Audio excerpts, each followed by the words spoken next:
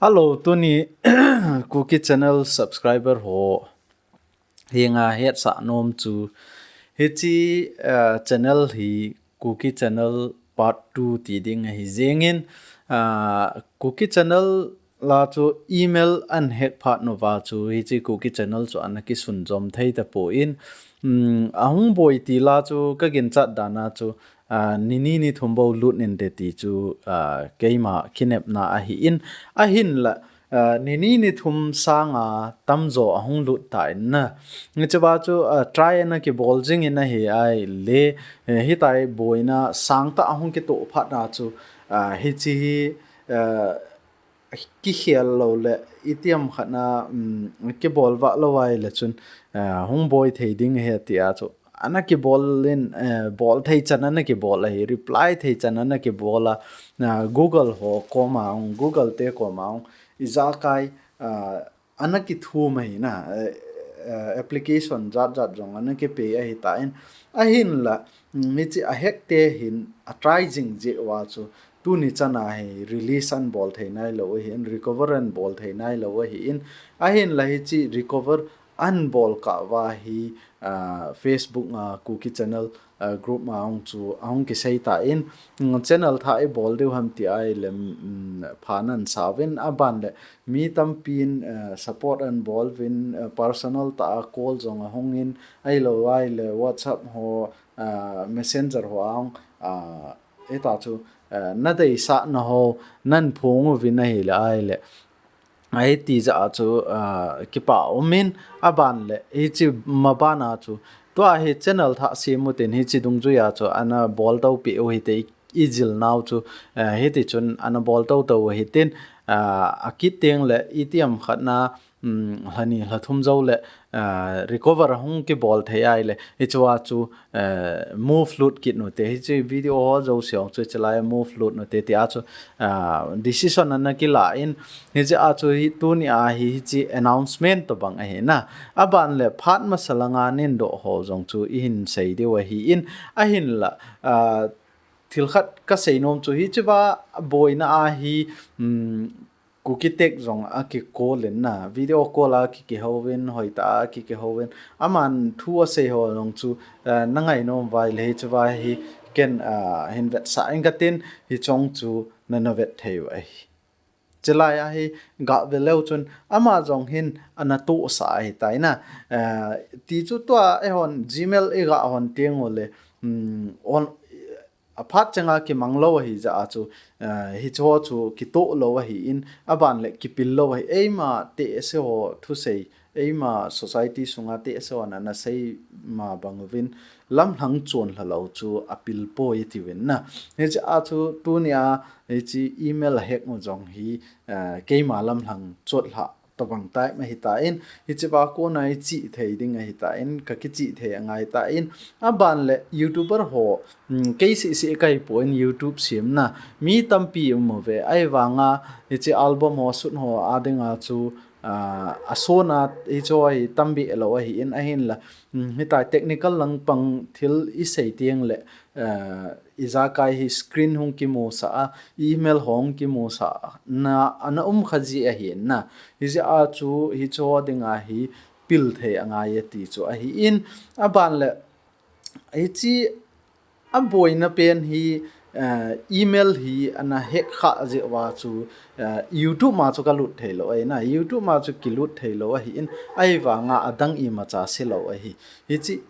youtube ma video ki upload thelo aban le gmail a ki lut thei ta lo gpay ho ke mang thei ta lo google link to ki khat ro si ki mang thei ta lo ti na a hi in aban le hi chi wa ken tunia youtuber ho halkhat suggestion kan bol nom pen cho hi ai le ichi theo ngai na itiam khatna tu ni chan ge ya youtube hong nai lo wa hong nom channel nangma channel hong nom keima channel momong ken yong a tha khat channel cookie channel hellowa youtube channel na keima rong youtube channel tha khat hong nom ena ti ai le chun hi chin het ma sat ngai a hi nangma personal gmail nang ma email gmail hen lang hotmail hen lang yahoo mail na ipi mail he jong le na email na hon po chu nang ma personal la khat na ki ko yanga in aban le YouTube na sim ting koima ne email na het sa loading hi na email ho na share lo wil ding hi tu la ya phone aung mi ga ko lai le OTP hi chi share hin ti ju na hi chi to banga kho hi chong hi nang man channel khat na sim ta ding ai le chun hi chi chu na kinep na khat jong hi ding hi in aban le nana to khat jong hi in nana to izat ham khat dal ha na si mai ja chu na phat lu na si mai ja chu chi chu na vet call theina ding a chu nang ma personal email khat na nei ding aban le mi namu sa lo ding hi na mun tina computer chom choma a hi lawai la mon tinai ta cho na hon than lo ding hi itiam khan an hon na rong le log out na bol pe ding hi mi nagin mo thim oma ka email hi to bang hi tan tin na ti au mai le chun hi china ding ang chu second verification pa ho me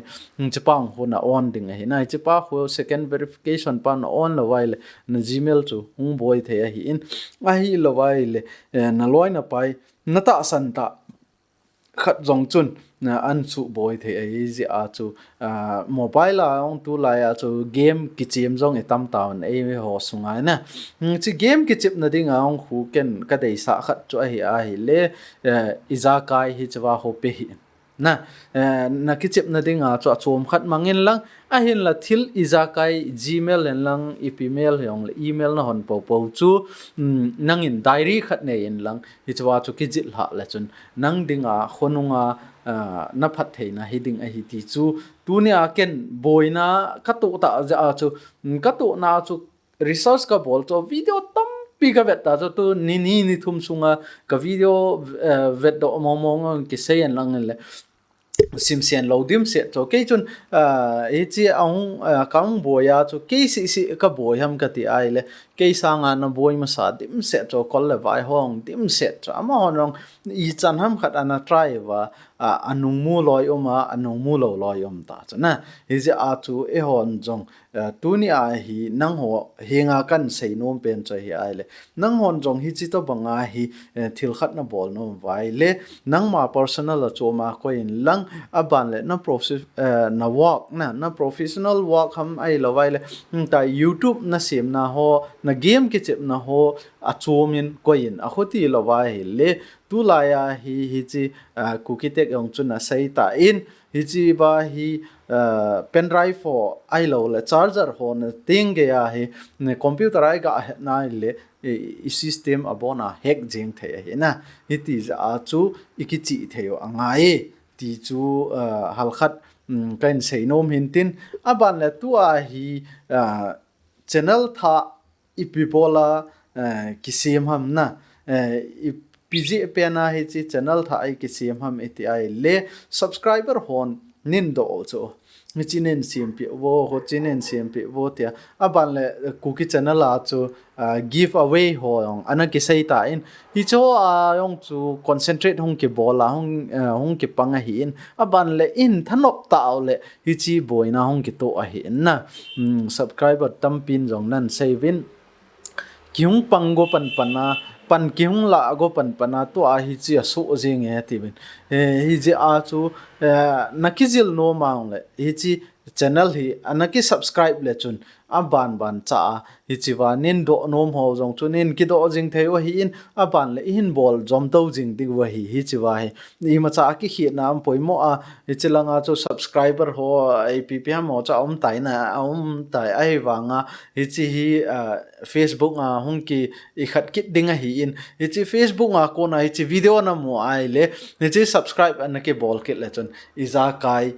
he chwa hi hung ki vet sa kit ding hi ta hi chi wa ko nai continue hong ki bol ding a hi ti chu iga sei theu hin tin aban le phat ma sa nen thu do ho chu hal chakhat hin sei be leng mobile reaction na aban photoshop ho pubg chung chang ho nin dong oven hi chong chu ki sei man lo he tai za kai sei lo dim se na kin dal ha he tai chin nili sungai na sei lo tam pi jong om he tai a hin lai chong chu to ai continue in bol de wa hi in hi chi cookie channel hi hi chi channel pa hi cookie channel part 2 ti di hi jeng it hi cha pa ana subscribe leo chun hi chi abana phat masalanga nan thu do ho jong chu hi chong chu aban ban cha in sei to jing diu a hi ti chu ega sei theu in tin aban le to hi next point aga che kit lewan ipi bola keima ni chi channel hi hung ki khialap na cookie channel part 2 hi bola hung ki cm ham tele ipi channel cm ding ham tia kaga bet na ile e myo e khan to thei ta cho thu la ya na kaga bet na la online na chu channel mending dan kaga test na ile ananei dim se ta cho an nei sa ho anon dim se ta na ai le ka ngai to ke na ile cookie channel he part 2 ki tikit la chon la saw bi se ding he na cookie channel part 2 ki la saw bi se ding he in hi je a chu ep ki koila phathei de ong a hi wanga ni chuwa kc hi et ki za den thei de hamo ti ka ngai to ai le ke a ki pan mong a chu ki pan kit he no ti a chu hi chi hi tu ni channel tha hi keima channel ti a kan se hi in kin siam hi in hi chi koi ham khat chun ga gelo chun keima na ki ti nang le nang na ki chom la na ti mai the ki chom la hi poi chi keima hi hoi ta in gelin lang hi le chun to a hi ken ka se ai le keima channel cho na ai wa nang in sei ki le chun nang ma channel ta to la nang in dong keima channel na ki ti ri cho na hi chi ja a chu hi chi hong ki gel dip da ma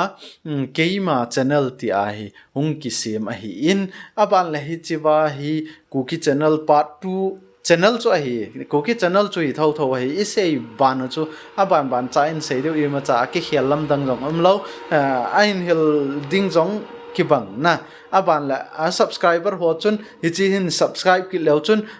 ban cha chu ita chu i chal kit deu a hi ti chu iga sei theu hin tin ima cha boina ding amlo hi na loina payam khanen nan do a jong la keima channel te tang na le keima channel te le chun anala nal ke ta chala na le e ta cho e ji a cho hi chi channel hong ki siam hi in e chi cookie channel in bol wa chu nang ho nan tha no wa comment nan bol wa ban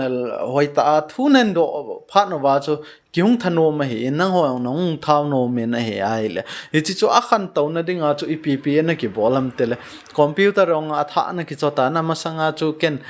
laptop ma ka phat on phat le bo hi ta chu neu cha thil nen min personal ta en do ho hi chi ho amu theina ding wa chu ka ga cmp ji a hi in a hin la subscriber ong tama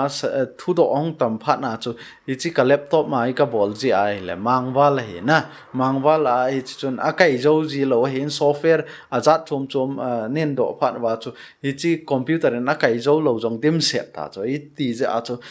computer ong tha na ki cho hi in lag wal mana na ki cho in aban le camera ong ki cho kit na hi in camera ong hi unboxing kan vet sa nai po in hi chong hi unboxing video ong hi in vet de wa hi in aban le tripod jong ka cho kit ni na to a ni vet now hi chi camera cho hi in ep camera ham tin het no mai la unboxing bol phat le na mu de wa hi in aban kit teng le tripod jong ke cho ta in mic jong ke cho in mic wang chu cookie channel a chu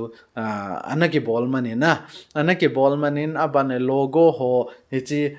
ga vet sa nan avet na ding in hi chi khona logo ho jong anaki print na hi ta in aban le hi chawang hi logo ve hin sangkhol jong chu chi to banga hi asai na ki print na hi na anung langa jong avet sa na ding in to a ken ka kya jong hi chi chỉ cookie channel là hi aba la nung langa ve rong le cha nung langa cookie channel ki jit nei na hi chi to bang t-shirt ho hi give away a chu jaw ding he ti a ki se a hi na hi cho ong chu in continue diu a hi a in la hi chi langa cho ki check thei lo phat na chu hi chi wa ko na hi continue in bol de we hi chi ke ma channel a hi ne continue in bol diu aban le na hon jong thanom ta in support nin bol kit na ven lang na het no mo au ma jong le hi chi wa ko na hi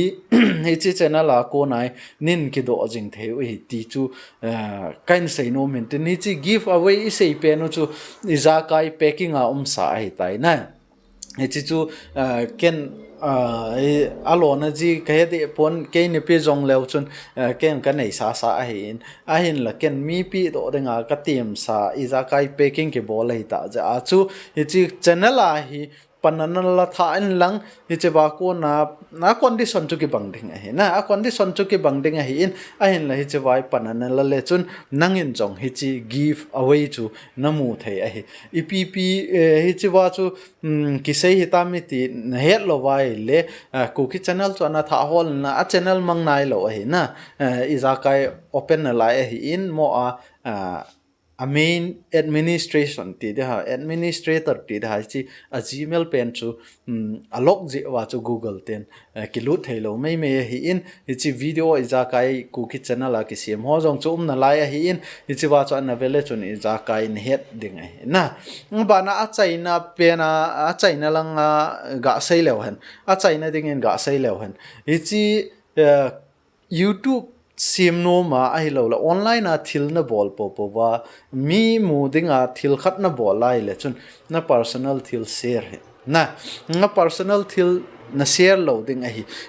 mu sa lo ding ho thil ho na mu sa kha ai le chun nung le nang dinga kisi na hung he ding hi je a chu tu ni ka youtuber chan pi ho ko ma hi nga ong ka sei nom pen cho hi ai le chi the angai in a ban le thil iza kai share ong hi ke ong chun he ta chu normal ta na ep I ma cha boy pon te ti a chu kan mo share hen he ta lungthim tho ti ding ha hi chi cha na ki nei lo za a chu ni chi gmail to a boy pen hi ke ding a boy a hi tai ji enam te la personal to ka za ko mai ja a chu boy a hi ka account ho to long killing a hi in a ban le paytm ti ding ham ai lo ai le kana to na thil in thot na ho ken report ka pi na ho amahon report en pi na ho iza kai hi cho yo siang chu ni chi gmail a chu hi na ni je a chu ke dinga hi recover ball chu ngai te a boy hi nang hon jong hi si to bang nain to masangwa ka youtuber chan pi ho ai lo wa le subscriber ho hinga nang hon jong na bol nom wa hi chi to banga hi na to nom wa hi le chun na ki chi theo ngai na ki chi theo ngai ta chu careless ta na to lo ding hi thil khat na bol no mai le nang ma personal cho ma ko in lang na ban le na thil bol got khat chu hi chi na ding a chu plan hoi ta agong in lang a cho ma ki bol na ko ti lo wa le nang in jong boina ha sa na tampi na to ding hi je a chu na boy lo na ding le na ha sat lo na ding a chu tu ni a hi chi video hi kan se ma hi in hi je a chu koi to bang hi chi cookie channel subscriber ana hi ta na ai wanga hi chi ibola tha ke upload ta lo ham ti na boya le hi chi ken facebook a atam thaina chanan share ding hi in na mu kha awai le chi video na mu kha awai le subscribe anake bol bin la masanga cookie channel ipina do ham pin het nom ham ti ho zo siong chu hi chilai hi chi channel a hi nin ki do kit thei hi ti chu tu ni iga sei thei hi chan chui tan tin ha sei lew han saw bi se ding hi in nang ho boring na chi de wa hi in hi cha chu cookie channel chu ni si keima channel a hi ki khel a hi tai ti chu tu ni a hi kan phun do nom hin tin jinga pa na khu video dang ho jong continue ta na continuous ta video ni khana ni upload thevam thum upload thevam khat upload thevam hi chi dung ju ya choi chi channel a ko na hi cookie channel alui pa chu keima channel a hi continue keung bol ding a hi tai ti chu ka hin tem no ma hi in ai chi cookie tech en an sei na ko na ong chu tu la ya mi phat lo dan le he ka tam dan chu na he thiam deu ka ta sanin hi je a chu hoi ta en thil khat e bowling teng le pil thei ta na tong te ti chu ka in sei no ma hi e ka ke pa e